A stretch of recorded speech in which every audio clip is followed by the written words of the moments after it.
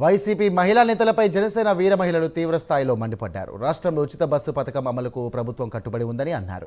కేవలం పబ్లిసిటీ కోసమే వైసీపీ మహిళా నాయకులు బస్సులు ఎక్కి టికెట్ తీసుకోకుండా ప్రయాణిస్తూ రాద్ధాంతం చేస్తున్నారని జనసేన వీర మహిళలు తెలియజేశారు.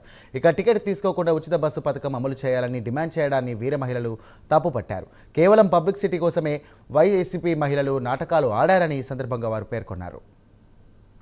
ఇవ్వాలి, ప్రజల సొమ్ము అవి ఇవి తాకట్టు పెట్టి, ప్రభుత్వ ఆస్తులు తాకట్టు పెట్టి ప్రజలకు ఏదో ఒకటి మభ్య పెట్టి వాళ్ళకు డబ్బులే ఇవ్వాలన్నది కాదు కూటమి ప్రభుత్వం. అభివృద్ధే మాకు ముఖ్యము, ప్రజల శ్రేయస్సు మాకు ముఖ్యము, ప్రజల ఫ్యూచర్ మాకు ముఖ్యము.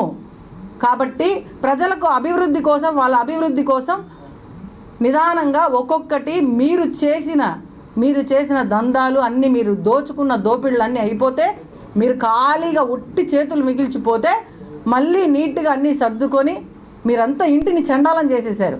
ఆ చండాలను అంతా మేము నీట్గా శుభ్రంగా చేసి సున్నాలేసి నీట్గా మంచి ఇంటీరియర్ చేస్తున్నాం. ఆ చేసే టైంలో